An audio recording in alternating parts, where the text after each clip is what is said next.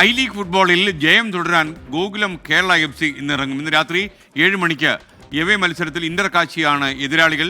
കോഴിക്കോടാണ് മത്സരം. EMS corporation സ്റ്റേഡിയത്തിലാണ്. സ്പോർട്സ് ഡെസ്കിൽ നിന്ന് അനിൽ വാസ്തു ചേരുന്നു. Anil, good morning.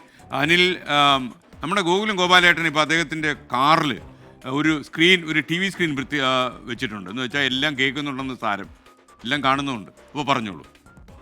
Good morning SKN. ആദ്യം തന്നെ ഒരു തിരുത്തുമായി തുടങ്ങാം. മത്സരം നടക്കുന്നത് ഇന്ന് കോഴിക്കോടല്ല, കൊൽക്കത്തയിലാണ്. കൊൽക്കത്തയിലെ കല്യാണി സ്റ്റേഡിയത്തിലാണ് മത്സരം നടക്കുന്നത്.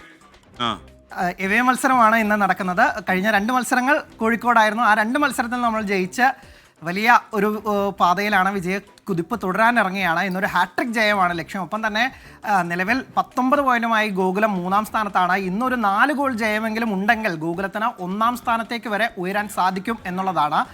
കാരണം കഴിഞ്ഞ മത്സരത്തിൽ ഇന്റർ കാശിയെ 2-നെതിരെ 6 ഗോളിനാണ് തോൽപ്പിച്ചത്. ആ ഒരു പ്രകടനം ആവർത്തിക്കാൻ സാധിച്ചാൽ 4 ഗോൾ ജയം എന്തായാലും കിട്ടുമെന്ന് തന്നെ നമുക്ക് പ്രതീക്ഷിക്കാം. ഇന്റർ കാശി മോശം ടീമല്ല. അന്റോണിയോ ലോപ്പസ് സെബാസിനെ പോലുള്ള വിഖ്യാത പരിശീലകൻ, ISL-ൽ 2 തവണ കിരീടം നേടിക്കൊടുത്തുള്ള ആ പരിശീലകൻ ഐ ലീഗിലേക്ക് വന്ന ഒരു ടീമിനെ മികച്ച രീതിയിൽ കളിക്കുന്നു.